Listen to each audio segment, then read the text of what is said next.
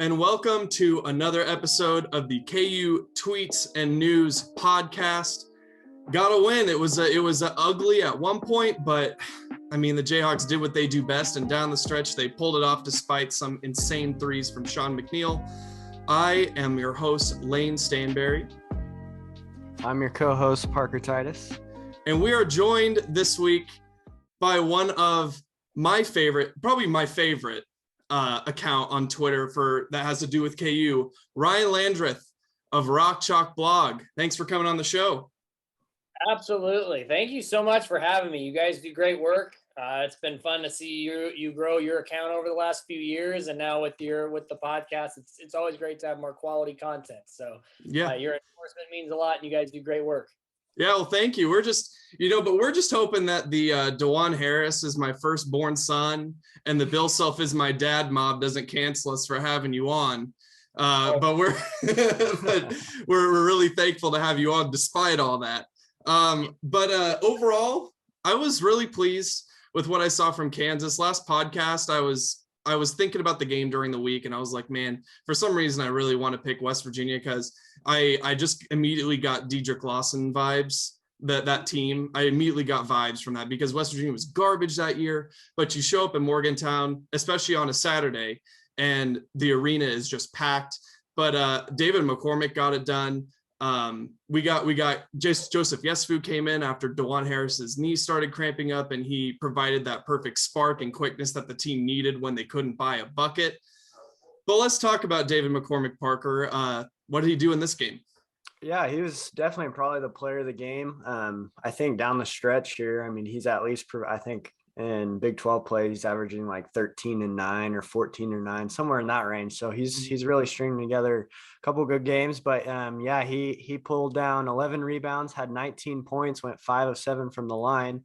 Kind of pulled a last year's McCormick that couldn't miss from the line, if you guys remember that.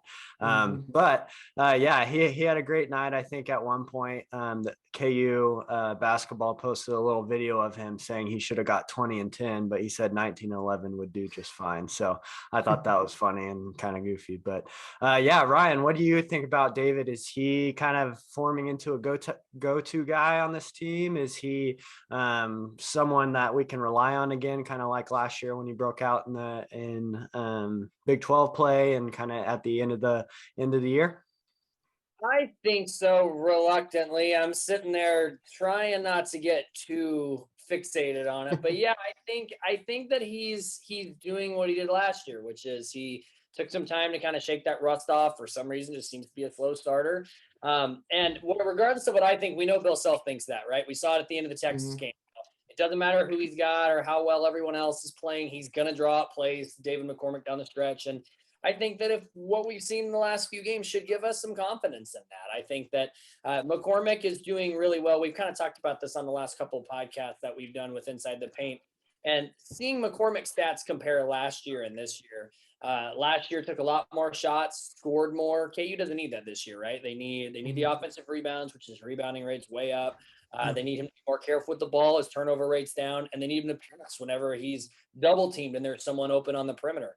He's done a much better job of that in conference play than he has at any point in his career. So as long as that's working that way, I can put up with the occasional missed dunk with nobody within 15 foot of me. Right. But yeah, I do think that he's a go-to guy on this team. I trust him more than I've trusted him at any point in his career.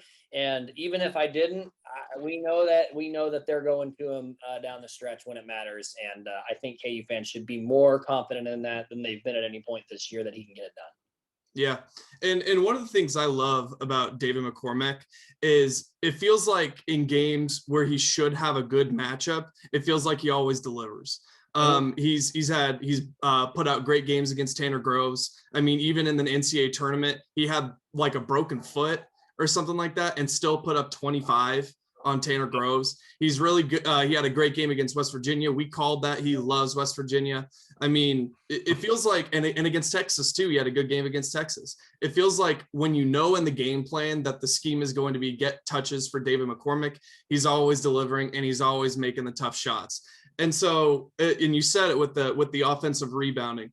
I've said all podcasts that one of the keys to Kansas winning the game is if they can create extra possessions. While they don't force a lot of turnovers, they get a lot of offensive rebounds, which is effectively an extra possession. So David McCormick's offensive rebound has been huge for this Kansas team.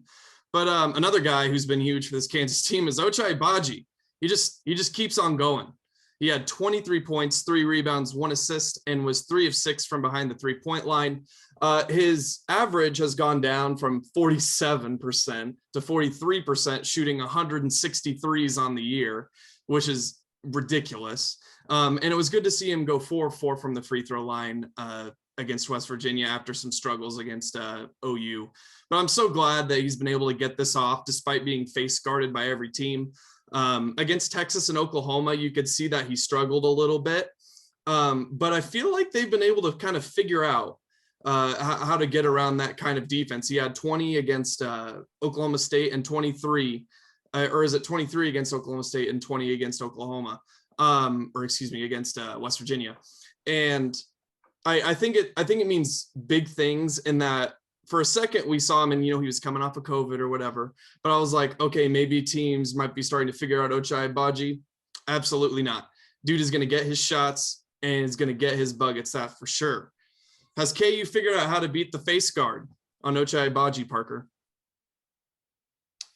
Yeah, I don't know yet. I think, last game he wasn't being guarded as hard. West Virginia just doesn't have the caliber of defense, in my opinion, of some of the other teams we've been playing.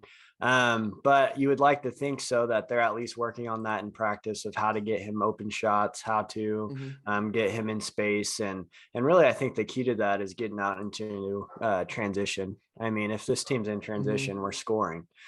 So we've seen that a couple different games, and the games where we've been bad is when we don't do that, when we get rebounds and slow it down. We saw that a lot at the end of the Texas game for some reason. And that's why they kind of came storming back. So if he's out in transition, I mean, no one's going to run with us, and he's going to get his open shots. Yeah. And one of the things I noticed and that I saw on Twitter today was that if you take Ochai Agbaji off the Jayhawks in terms of 3-point shooting, the Jayhawks are only shooting 31% from 3 on the year, which is in the 200s. So that talks about what an X factor Ochai Agbaji is. And so Ryan, one of the things that I feel like Kansas has struggled with in the past, if you go back and look at some past losses in the NCAA tournament, such as Villanova or Northern Iowa or Stanford or just about anyone, you'll see that some of these big time players that have been super consistent, like maybe Perry Ellis, have just not shown up. It's hard to predict the future, but how critical is that KU has that consistency from Agbaji? It's pretty important. And because if this team we've talked about, they don't use as much of a bench as a lot of people want them to, with the exception of Christian Brown and Jalen Wilson. I'm not sure anyone else on the team is better than they were a year ago, other than Ochai Agbaji. So if you don't have a particularly athletic team or a super deep bench that you're comfortable with, you need to get a lot from your stars to win in the tournament. And I think Ochai is about as safe as any star we've seen under Bill Self since Wayne Simeon. I know Frank Mason and Devontae Graham and Perry Ellis obviously having the horrible game. But those guys were pretty safe to bet on. Ochai has scored at least 10 points in every game he's played. He scored 20 points in 60% of his games. He's going to get the work. So it's critical. And as you mentioned, if he's not making threes, I'm not sure you're betting on anyone else on this team making them. They've struggled way more so than I think a lot of us thought they would from behind the arc this year, with the exception of Agbaji. So I feel a lot more confident than I did last year, knowing KU's going into the tournament with a guy that you can really pencil in for 15 points a game. You know who's getting the ball when they really need to make a shot, and a guy who can score anywhere on the floor. But he's critical, because I think if you're told right now that they're playing a top 10 team in the Sweet 16 or the Elite 8, and he scores 12 points, I think that probably pretty much know what's going to happen. Or if he scores 23, 24, you got a lot more confidence that they're going to get out of that run. Yeah, if he's making threes, the ceiling is very high for Kansas. If he's not, you need somebody else to be better than they usually are to make up for that loss. Remy Martin. But here's and let's just talk about it right now. Every single time we talk about this topic on this podcast. We do it with just such reluctance because we know that you either feel one way or the other. Like, I feel like Parker and I are exceptions because we both like DeJuan Harris. Like, we like the heart that he brings, and we've seen his defense be good, but I feel like he has to exert himself so much on the offensive end that he's not able to make the game-winning plays that he typically does on the defensive end. I mean, he had an okay game, struggled mightily in terms of shooting, but he was credited with 2 turnovers, which really should have been 3 or 4, because I think one was credited to Brown on a back cut. But he, on that note, though, Bill Self did give a Remy Martin update at the press conference, saying that he did practice Thursday and Friday, and he practiced Monday as well. But today he practiced, but just a little bit, full contact, but in a limited basis. He says he's hopeful that Remy can play soon, but KU is running out of time and hopes he can return soon because he'll need a couple weeks to get into a flow. I mean, and he was at shoot around Saturday with West Virginia. So when do we see, Ryan, when do we see Remy Martin come back? And when it does, what exactly does it look like? I think what we all want it to look like and what it will are very different things, because you probably know what I'm going to say here. I would plug him right in, especially considering at this point, I think Kansas is, barring something shocking, they're going to win the Big 12. They're going to win it outright in all likelihood. So I would use these last few games and the first 2 games of the Big 12 tournament that they should win. I would use them to get Remy 30, 32 minutes and try to get him comfortable and play him through what's going to be some rust and some growing pains.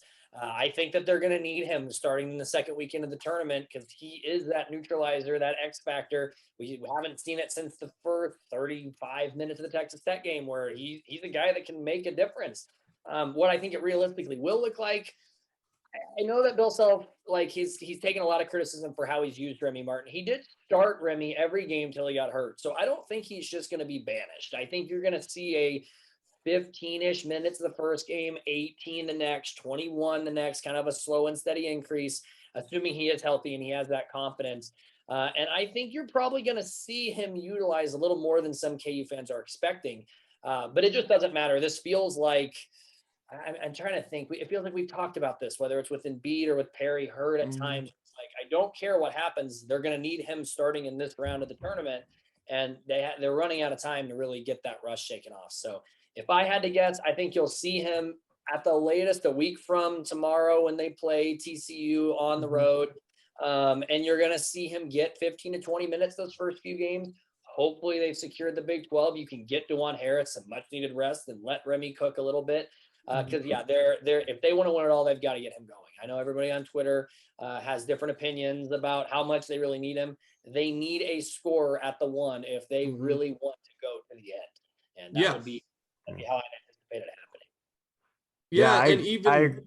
I agree. I was just gonna say this whole Remy Martin situation to me has felt like a middle school relationship. This is what it's been compared to in my mind. You know, we had it's like a new relationship. We're all in love with Remy Martin. Bill Self might be even in love with Remy Martin, hyping him up over the season. And then we see kind of the bumps, right? Maybe somebody else comes in the relationships and takes him away.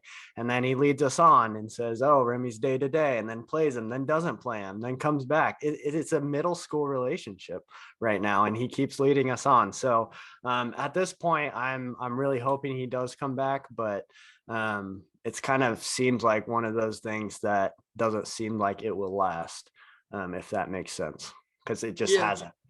Yeah. And personally, in my opinion, I feel like he would not be practicing at all if he just flat out was not going to play or it didn't look like he was going to play. I don't think this is a situation where I feel like it would have, if he was really not going to play, I feel like it would have been similar to LeGerald Vick and he would have left the team. I think, and it is important that this team has Remy Martin in March. I think DeJuan Harris can probably get you through 2 rounds, and depending on the matchup in the Sweet 16, maybe 3.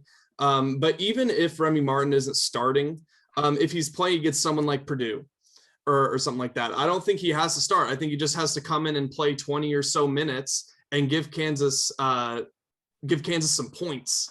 If Ochai Agbaji is sitting out or no one can buy a bucket, because we've seen when Remy Martin comes into the game, he just has amazing court vision. Like when he runs the fast break, he just does things that we haven't seen a point guard at Kansas do in a very long time. And people were clowning me for this stat, but in games where Remy Martin has played 20 plus minutes, I think Kansas is like 15-1 or something like that. And it's clear to me that the offense is just better. And then there are people with the takes that say, well, the offense is already good without him. You have to realize the ceiling is automatically higher when you have an All-American in the game. And I don't understand why that's so hard to grasp. Like, I don't know. I think he's going to come back. I think he would not be practicing on a knee that he's trying to rehab if he wasn't going to come back. And I think we'll probably see him at TCU, because I feel like this Baylor game on Saturday, while he might be ready, it doesn't feel like a game for him that seems like it would be a good game for him to get back into the fold in a college game day type environment, prime time on national television. So I think you will see Remy Martin again. I think the meaningless Big 12 tournament will definitely be perfect time for him to get adjusted, especially if they get to stomp Oklahoma or West Virginia in the first game. That would be a perfect game for him to play. So I'm excited to see him back. I've made it well known he's my favorite player on the team, so I might be looking at it with rose-colored glasses. But I'm excited to see him again. I think we will. I think what people should also know is both Bill Self and Remy Martin's, like, Remy Martin playing is the best case scenario for both of those guys. This isn't a Joel Embiid situation where he was a top 5 draft pick and there wasn't a lot worth risking. Remy Martin knows whatever he's going to do next year, wherever he's going to be playing, he needs to have a strong showing whenever he comes back here at Kansas. It's been a disappointing year for him. And Bill Self also knows that Remy Martin, as you said, is critical to this team reaching its ceiling. So I think that's a factor. It's not like that either one of them has anything to gain by not having Remy back. Yeah, I agree. You're going to see him. And I think that he's going to play quite a bit. The other thing I hope is that it doesn't totally bury Joseph Yesufu when he comes back. I would love to see those two, Remy and Joseph Yesufu, playing together. I think that could really, really max out your speed. And Harris, this isn't even a Harris should play less. This is you can't play Harris 36 minutes a game and expect him not to be worn down at the end of the year.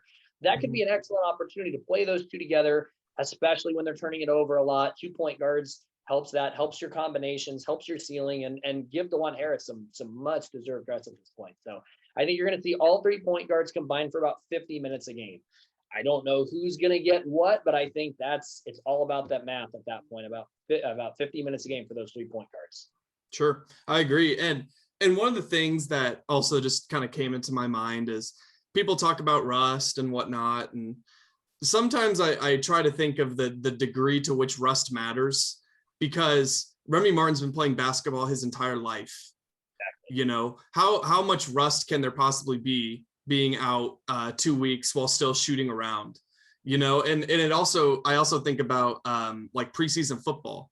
Like I remember I had J.K. Dobbins on my dynasty team, and I got the Twitter notification while I was driving that he tore his ACL because the Ravens were trying to preserve their like whatever game winning streak it was in the preseason. I got so mad and took to Twitter and it was like, these guys are so idiots. I hope the preseason winning streak was worth the losing your running back. And people were like, they need to take meaningful game reps, blah, blah, blah, blah. Adrian Peterson didn't play a single down of preseason football in his entire career. So these guys have played football their entire lives. Like how much rust can there possibly be from someone like Remy Martin, who's a second team All-American? I think depending on his injury, if you can get him out there full speed, you really should, and you should play him a lot so he gets the meaningful game reps. But let's talk about, we're gonna transition to something kind of an interesting topic that kind of popped into my mind this week. Recently, I watched the film Jayhawkers by Kevin Wilmot, who's a professor of filmmaking at the University of Kansas. I can't believe I never knew this film existed. But it's about Kansas's pursuit of Wilt Chamberlain, and who was actually played by basketball player Justin Wesley, which is super cool, and what he had to go through in the segregated world. And it definitely made me respect Wilt more than I already had. But with that being said, because of the NBA All-Star game and it being the 75th All-Star game, I think, or the 75th anniversary of the NBA, I'm not sure. Many popular outlets like ESPN and Athletic they decided to come out with lists that were basically like the top 75 NBA players. Wilt was ranked 6 or 5 in both of them. So on ESPN's list, it was Michael Jordan, LeBron, Kareem, Magic, and then Wilt at 5. In Athletic had Michael Jordan, LeBron, Kareem, Bill Russell, Magic Johnson, Wilt Chamberlain. So Parker, who is your top 5? And do you feel that Wilt is disrespected by the media? Do you feel like he should be higher than he typically is thought of by the NBA and the NBA media?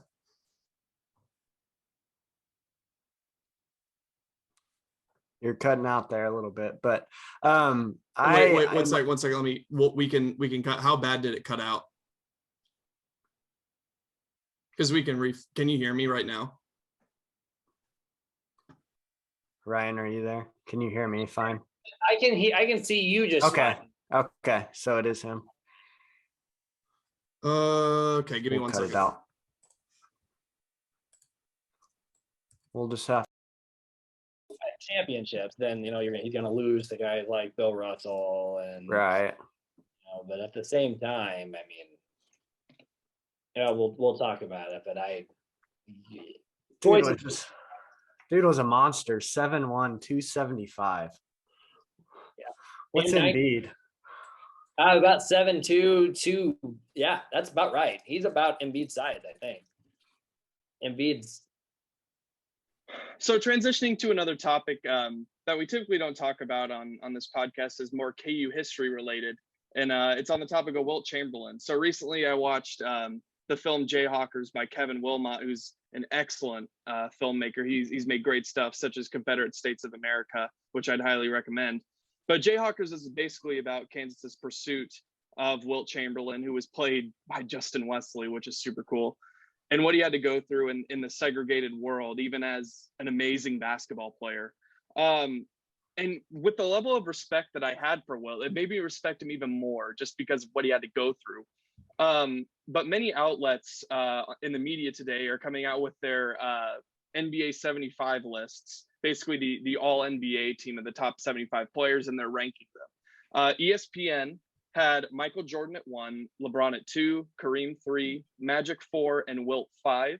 The Athletic had Michael Jordan 1, LeBron 2, Kareem 3, Bill Russell 4, and then Magic 5 and Wilt 6. So Parker, who is your top 5 or 6? And do you feel that Wilt's contributions to the game are disrespected by some of the pundits in the media?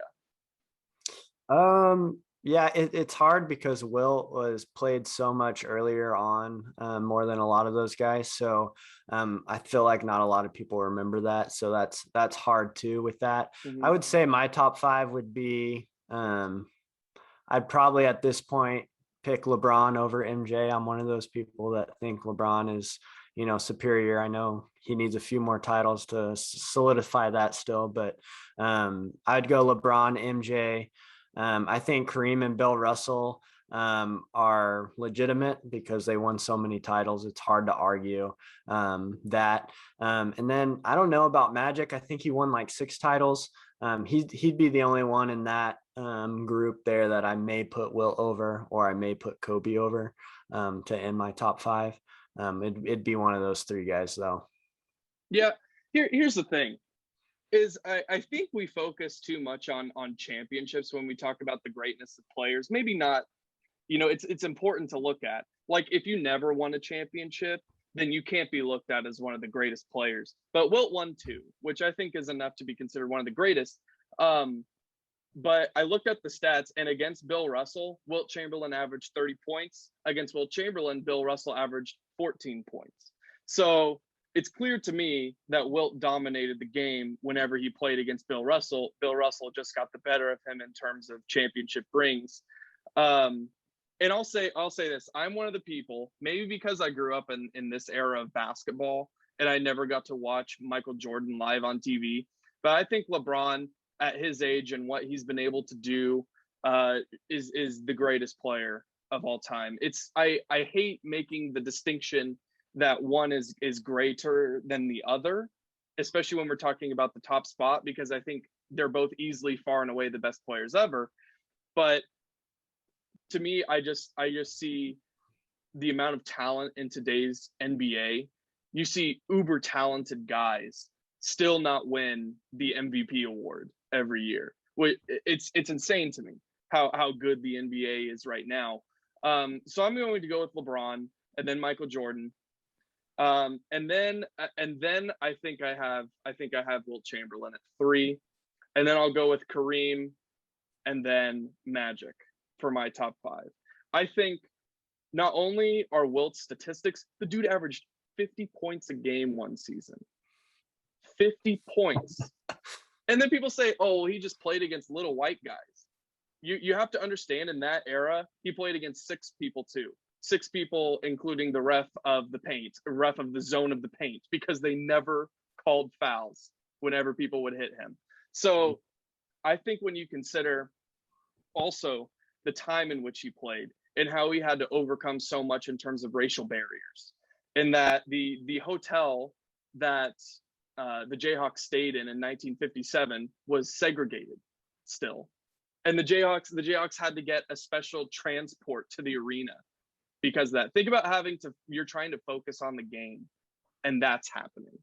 I think that Wilt Chamberlain, because of what he had to overcome in his era, deserves at least the number 3 or number 4 player of all time. But Ryan, what say you? Are you going to be the Michael Jordan number 1? Are you gonna say we're blasphemous for that?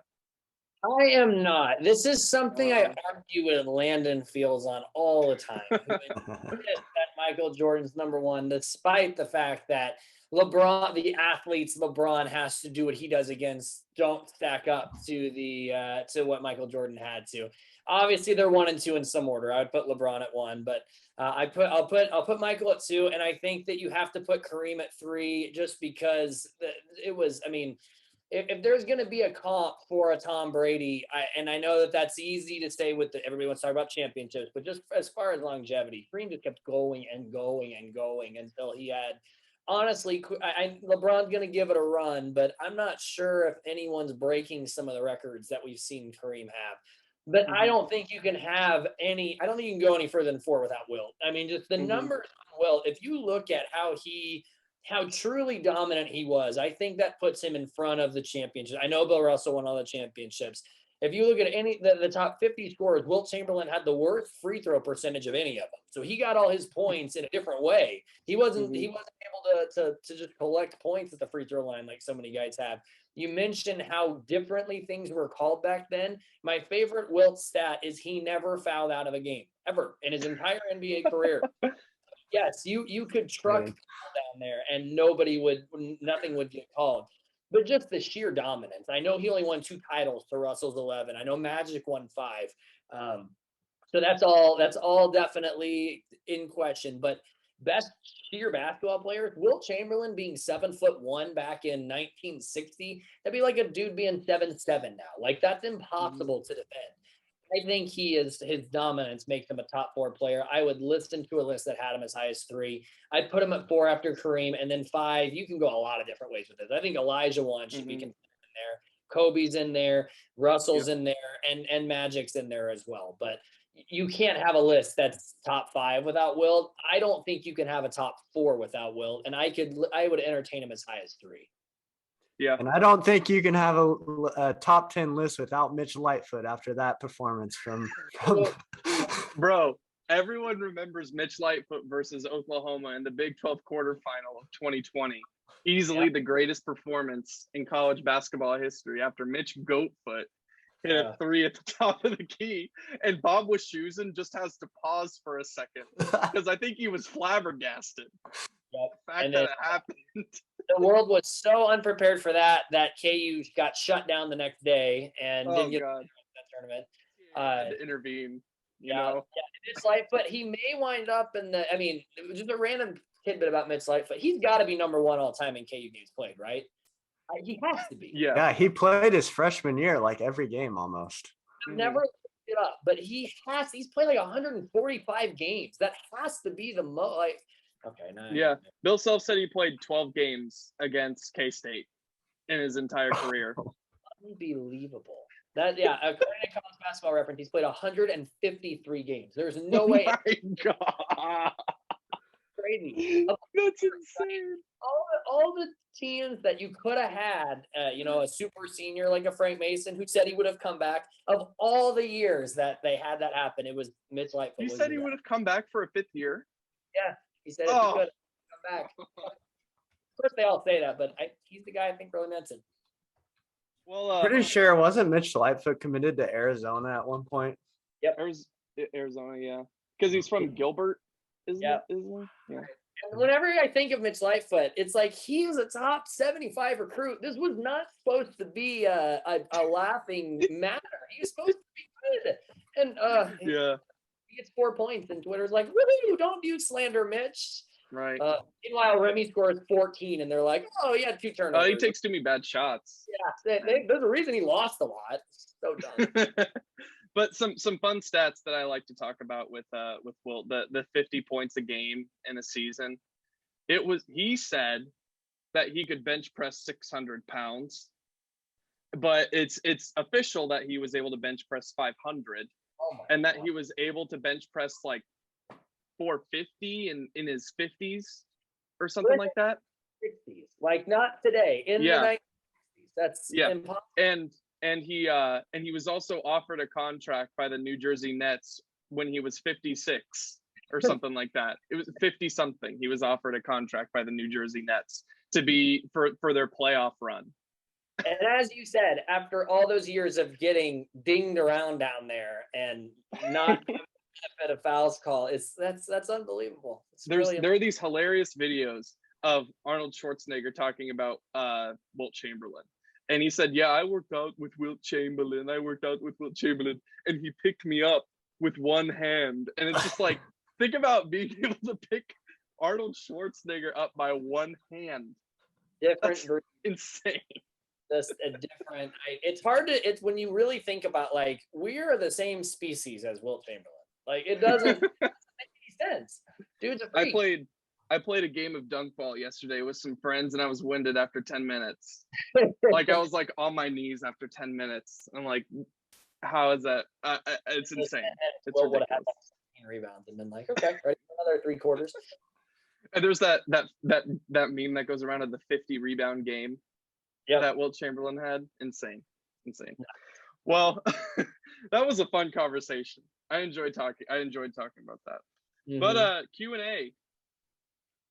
First question from Kansas Kick 1. What are the chances we see any extra Clements time down the stretch? And also, let's just start with the Clements question. What are the chances, Ryan, that we see more Clements time down the stretch? This is probably the best question. Yeah.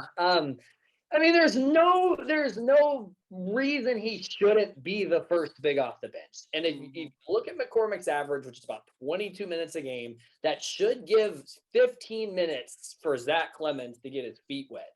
Now, he can't get it. He's not playing because he's not experienced. Wonder why that is. Wonder how he gets that experience. I think that you're going to see it in about half the games, just because it feels like when Bill thinks the matchups are best. If I was the coach, I would put him out there as my first big off the bench every time. He's the sort of guy you have to get going. You don't have to, I guess I should say, but boy, would that be nice because we all know it's coming. We all know that they're going to play a team in the tournament when their version of a Tanner Groves, who makes 2 threes every month, is making 4 in the first half. And you can throw a Zach Clemens out there to guard him well. I wonder if Jordan Eggleseder has like a brother that's probably in college basketball right now that we could have Zach Clemens guard out on the perimeter. The best of all time was Baylor's Corey Jefferson in 2013. This one always gets slept on his senior day, after never attempting a 3 in his career, was 3 in that game. Just impossible. I say they play Clemens the minutes we think he should about half the time. It should be more with these games being you're going to have the conference locked up, but they should really make it a priority to get he and KJ Adams some playing time. I agree. I think Clements, he's a key, especially I think this KU team, their biggest struggle, and I've said it before, is guarding the pick and pop. Obviously, West Virginia bigs are absolutely dog. Kansas State's bigs are terrible as well. They're not going to be pick and popping, but you may see him down the stretch for versus Texas when, having to guard a Trey Mitchell type, or even if we're playing OU guarding Groves again, because he can. And Bill Self said he likes Clements in that situation when he's guarding bigs that can shoot. The other thing people forget about too about Clements is he was ranked pretty high in the ESPN top 100. I think most people have him around 30, maybe up to 35. I mean, that's very similar to what Dave was. I mean, this guy is a highly recruited dude, and he's just not getting any minutes, which is kind of crazy. Yeah. Hopefully Zach Clements can guard Trey Mitchell enough to where Trey Mitchell's shot might be 6 feet long instead of 3 feet long, so it banks in and beats Kansas. But second question, I do think Zach Clements needs to play more, by the way, and I think he will. I think they said Mitch Lightfoot played because of experience. I don't really buy that. I think it'll eventually get to the point where Zach Clements is so much better than Mitch Lightfoot that he'll play more. Because I feel the same way about pro sports. Talent rises to the top. Unless you're talking about Sheck Diallo, but now that I say that, we'll see. It's a hard question. They didn't need him. They handled Villanova just fine. Oh God, I have so many drops for things like that. Second one, can JCL Jalen Coleman Lands be a March superstar, or has that ship sailed? Parker. Jalen Coleman Lands, he's just not getting the shot attempts to be that superstar. I think Ochai has proven himself. Brown's been really good, even though he's been atrocious from 3 as of late. We just have too many guys that are shooting shots, and that's why same reason why Remy will never be a star is we have too many. There's only so many shots you can shoot during a game. And Ochai is going to get a lot of those. Christian's going to get his. Jalen at this point is going to get his. During Big 12 play, you can't argue that he's been the second best player. So it's really hard for me to see anybody else becoming a star rather than those 3, unless Remy just goes off. Yep, Ryan. Jalen Coleman Lands, can he be? Absolutely. His per 40 numbers are Sean McNeil's. Like, they're the same player per 40. It's a matter of one guy gets a lot of playing time and the other doesn't. I think you're going to see a game where he comes off the bench and scores like 12 points, and it's really critical. That question we were talking about earlier with Ochai Agbaji, is there going to be somebody that can step up if he's not hitting the shots? Jalen Coleman Land is your next best shot. And Self doesn't be comfortable trying him when they need offense, just staying on the floor the problem. But yeah, he can be, absolutely. I think you're going to see him leave an impact. He's another guy that I want to see play more, but the more you talk about how you want lots of guys to play more, the more you realize there's only 200 minutes to play him. So I absolutely he can be that guy. That ship will never go when you got a guy with that kind of experience on your bench. Do you think he's good enough defensively to stick out there for Self? Because he is laterally slow. Very gave up those 2 slow. threes, one to McNeil and one to the other guy against West Virginia. That's his problem. And considering Self loves defense and Christian Brown's a better defender and Jalen Wilson's a better defender, all the guys competing with for minutes at that 3 and the 2 spot, they're all better than him defensively. So I don't think you're going to see it unless Self gets desperate, but if he does and they really need offense, there's worse guys to have in that spot. Yeah, absolutely. Especially if I see it being a possibility if Remy Martin never comes back, because we all know that March turns into a 3-point shooting contest. At least one of your games turns into a 3-point shooting contest. So that'll be a game. Jalen Coleman Lands will definitely be needed. From Jayhawk Focus, thoughts on how the KUK State game will go. We'll talk about that here in a second. From G Dilly 32, is there a prop bet for how long it takes for K-State fans to tweet about the refs? Answer, they already did.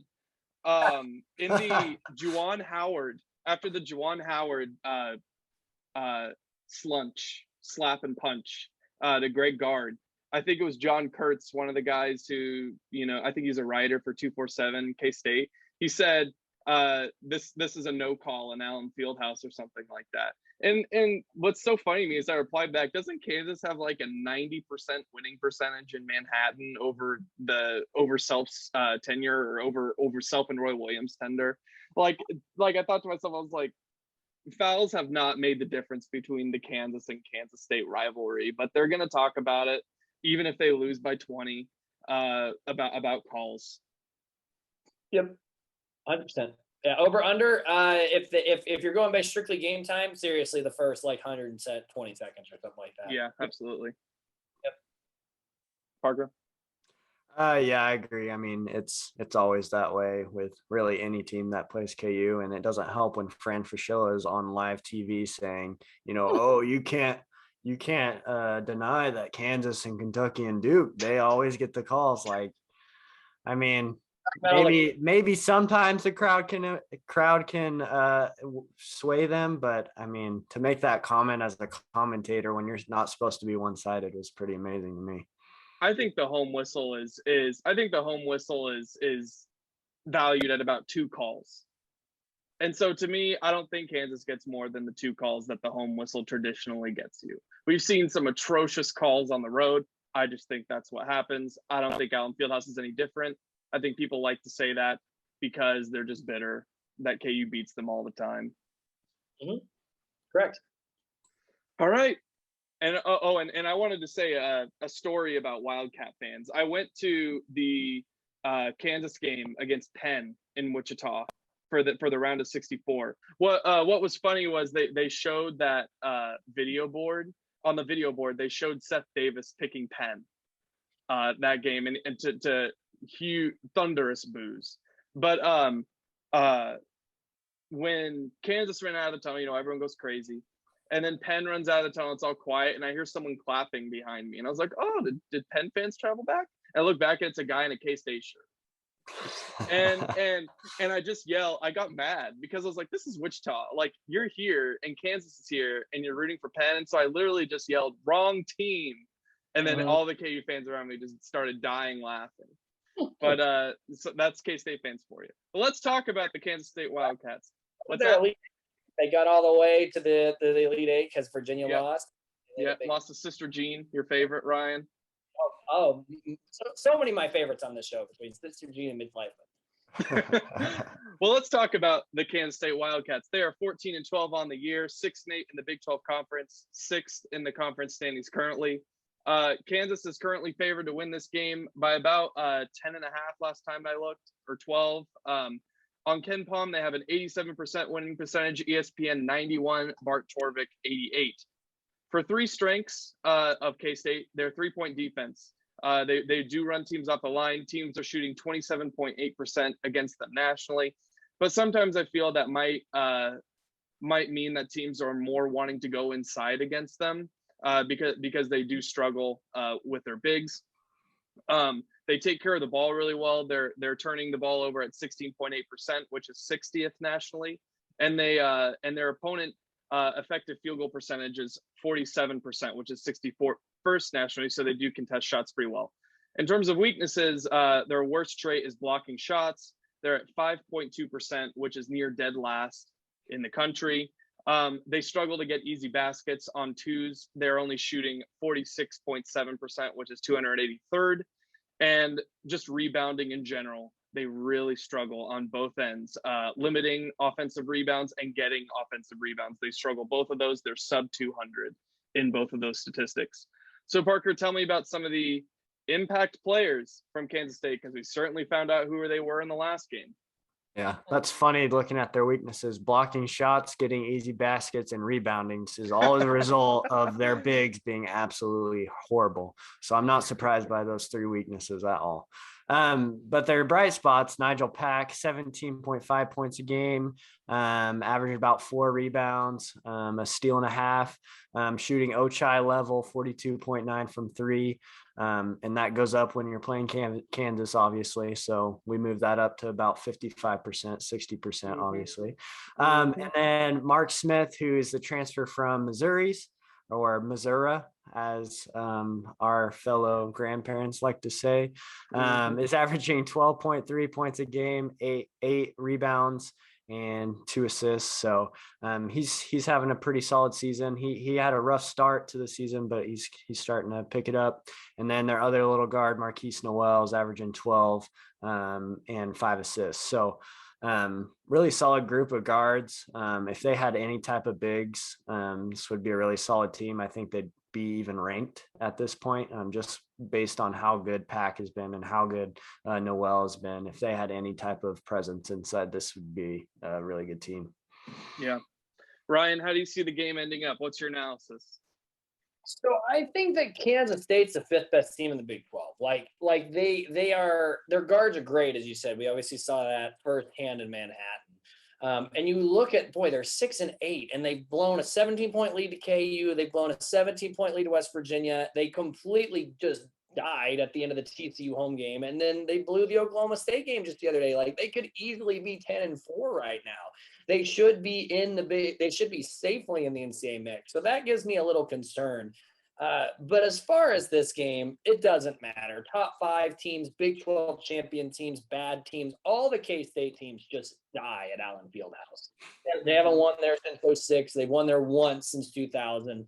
And I think that this game, you may see Kansas State has to be demoralized after that Oklahoma State game. They have to know that was pretty much their shot to get in the tournament. It didn't happen. Now they got to go back on the road and go into a place where Kansas hasn't put one on someone in a while. I want to say it's close because I believe in K-State more than a lot of people do.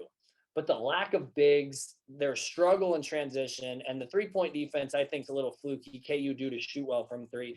I think you could see a little bit of a meat necklace game from Kansas. I'm gonna pick KU by a wider margin than some people will. I'll say something like 85-62 or something like that. I think that this is a game where Kansas State gets buried 11-3 or 12-2 or something like that early, and it just snowballs from there. I've seen it many times. And I think KU's bigs and their transition game are just going to punish a really, really just she's been bad Kansas State front court. Yeah, I hope you're right. I've been raving about this Kansas State team on the podcast recently. I think Nigel Pack is a stud. Mm-hmm. I don't think he plays at K-State next year. I think he gets an offer from a blue blood, and I think he's the perfect type of player for Kentucky. But to me, I think Kansas State will want to win this game. I just like Kansas State's guards so much, and I don't at this point trust Kansas to blow them out. I feel like Nigel Pack, he makes so many tough shots. You can defend him super well, and he'll just make everything. The team has struggled at times with ball screens, but at the same time, I completely agree. Their bigs are horrible. David McCormick should have a good game. They're probably demoralized, like you said. And Allen Fieldhouse, was it 2006? I think was the last time Kansas State beat Kansas in Allen Fieldhouse. Yeah. And that was not a great team. So it's so hard to me because I want to pick the game to be close.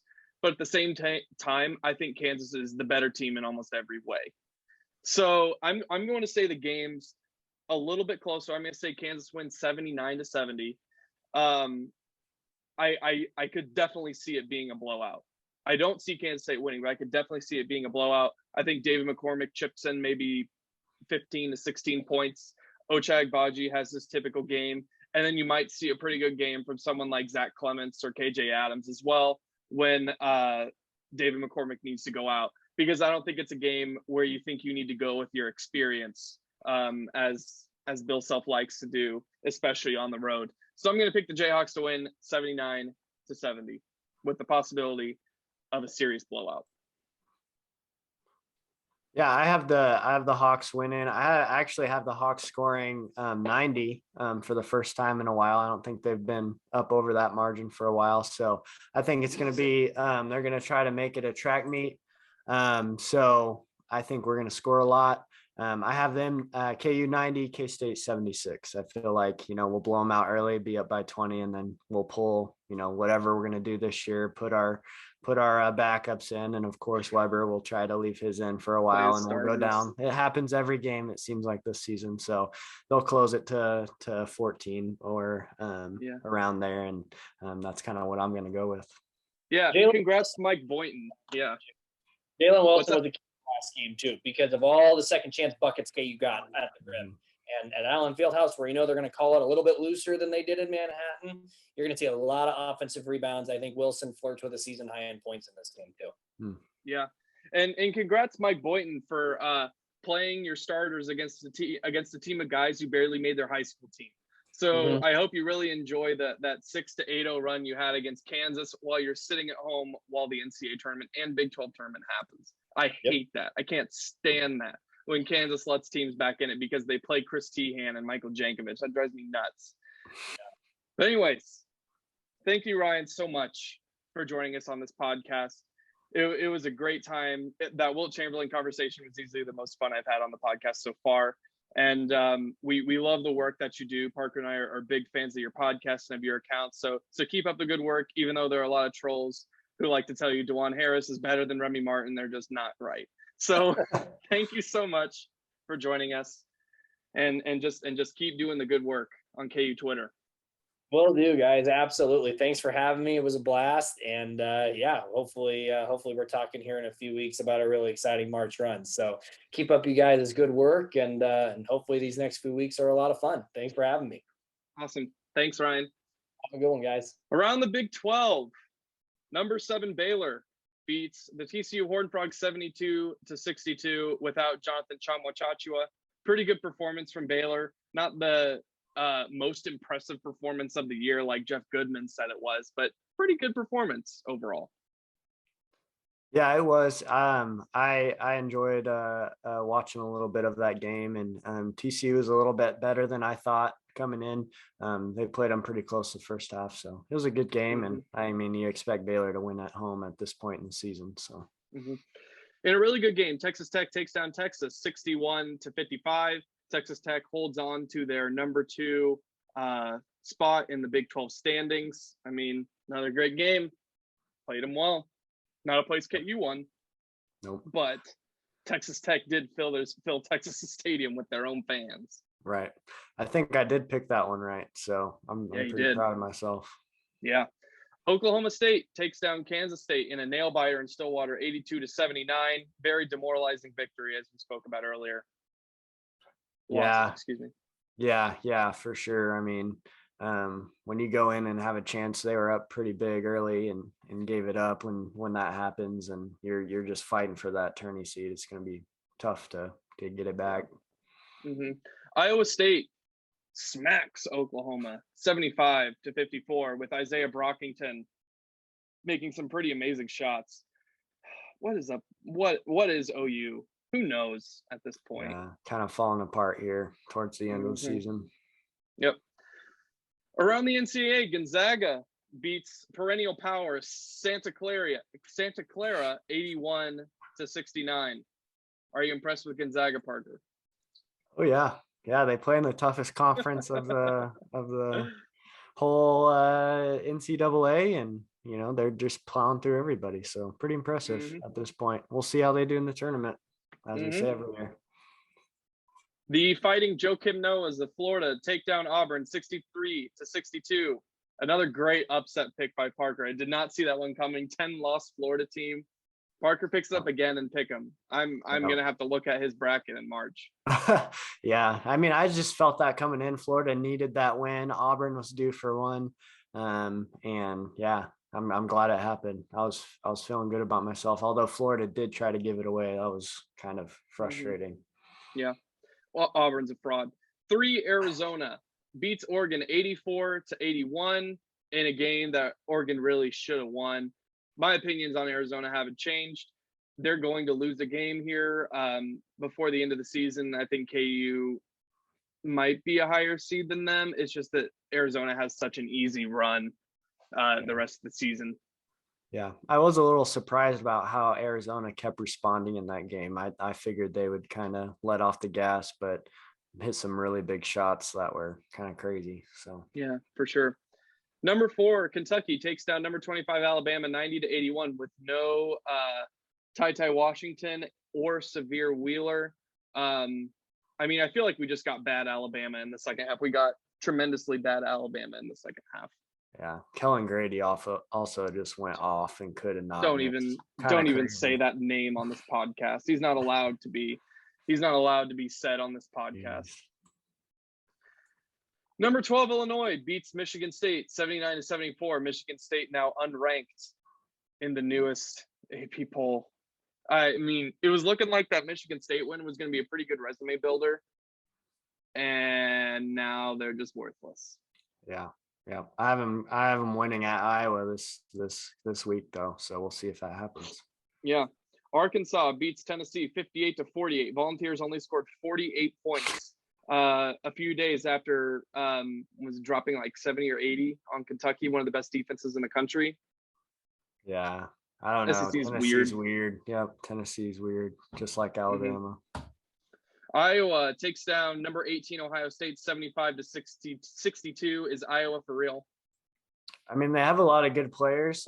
They're lacking some posts and stuff, but and they play no defense. But other than that, I think, they have an elite stud and Keegan Murray.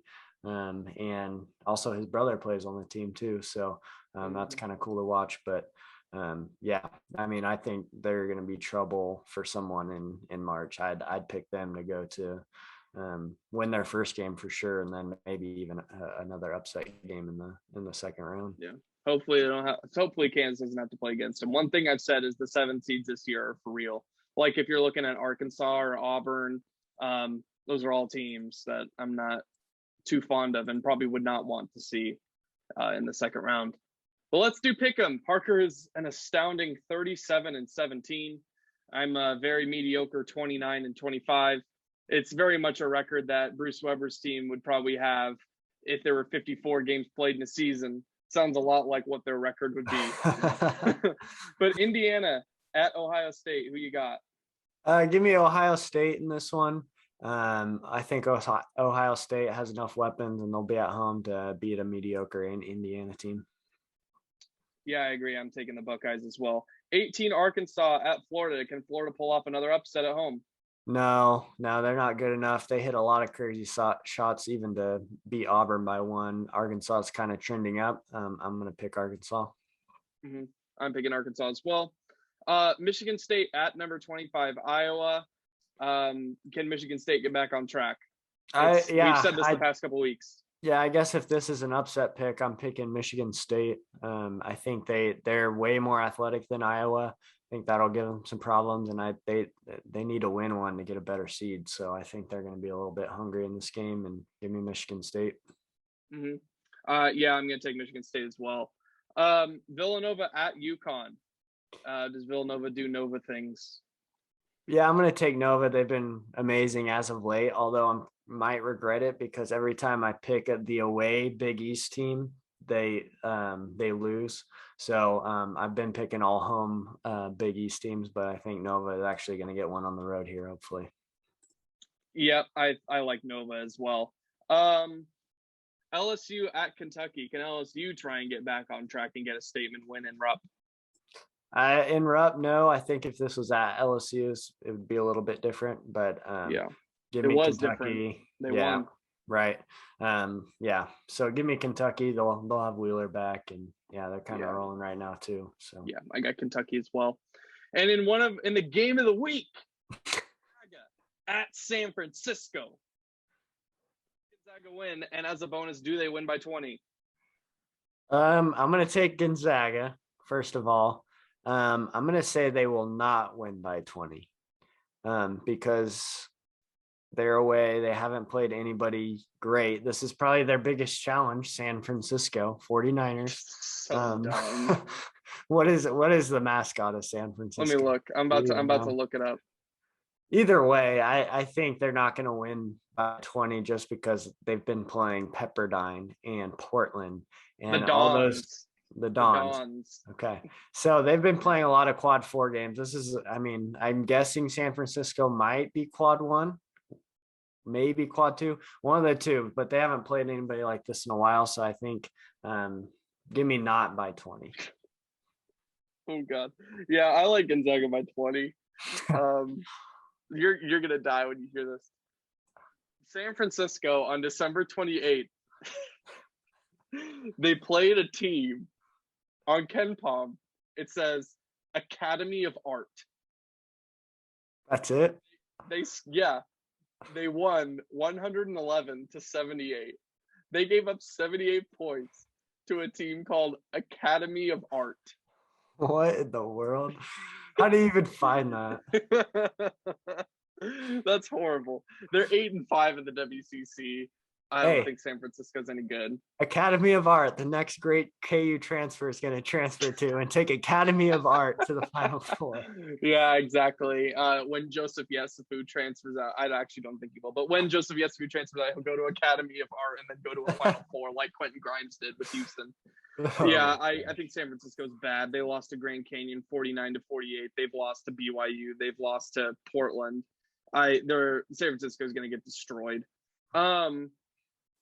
Ohio State at 22. Ohio State at Illinois. Looks like Illinois kind of hit a hot streak. Yeah, give me Illinois being at home. Ohio State's nothing special this year. They'll beat who they need to beat, but they won't beat anybody great. Yep, I'll take Illinois as well. Last game. It's kind of unfair for UCLA. Number 12 UCLA at Oregon after a couple losses in the past few weeks for UCLA. Yeah, Oregon really needs a win. They really needed it versus Arizona. Didn't get it. Fell short. They really need a win. They're going to be at home. UCLA hasn't been as impressive as everybody hyped them up to be. Surprise, surprise. I'm going to take Oregon in this. I like their guards over UCLA's guards. And I know if UCLA fans heard that, they'd be astonished. Oregon has really good guards. They just haven't brought it together this season for some reason. Oregon would be a nightmare for somebody in the tournament, being a 12 or a 13 or 11, somewhere in there. That would be a nightmare for somebody that would have to play them. Yeah, I agree. I think this is a very unfair game for UCLA because I think they're much better than their record. Just from what I've watched of UCLA, I think they have good shooters. They don't really have a bench, but their starting lineup is good, and it was good enough to carry them to the Final Four and be a half-court shot away from beating the best team in the nation last year. But it's so hard because Oregon is a good team, and I would not want to play them in the tournament. But I'm gonna, because I'm doing so poorly and pick them, I'm gonna go with chalk. I'm gonna take UCLA. I think their shooting, like Arizona's shooting was able to put them over the top. I think their shooting will put them over the top in this game. So this is a real question then. Would you rather play UCLA or Oregon in the tournament? Being a KU would match up with one of these two teams. Who would you rather match up with? In like what round? Well, I'm guessing just when you just say like in general. Yeah, in general, I mean, it'd probably be a Sweet 16, Elite 8 scenario if KU stays at the 1-2 line. I would say Oregon because I feel like David McCormick would probably eat against N'Faly Dante, and I think that Oregon doesn't have a bona fide NBA prospect on the team. That's fair. And I think Johnny Juzang is a guy that could just go off any game. Yeah, I think that's fair. I think I'd also pick Oregon, although I'd really not like to play them, just because I think their guards not in the second round. Are capable of making a lot of shots. So if we played Oregon in the Elite Eight, and we haven't heard that one before, but if we played Oregon in the Elite Eight, I'd be pretty happy. But if we had to play Oregon in the second round, I would not be happy. Right, I'm with you there. And that is all we have for this week's episode of the KU Tweets and News podcast. It was a real banger this week. I had a lot of fun doing this podcast, and I hope you guys had a lot of fun listening to it. Make sure to hit that subscribe button so you see all of our future content, and hit that like button because it helps us out with the algorithm. But yeah, thank you so much for joining us. Hopefully we have another victory in the Sunflower Showdown. I am Lane Stanberry. And I'm Parker Titus. Let's get this dub this Tuesday. Yep, rock chalk.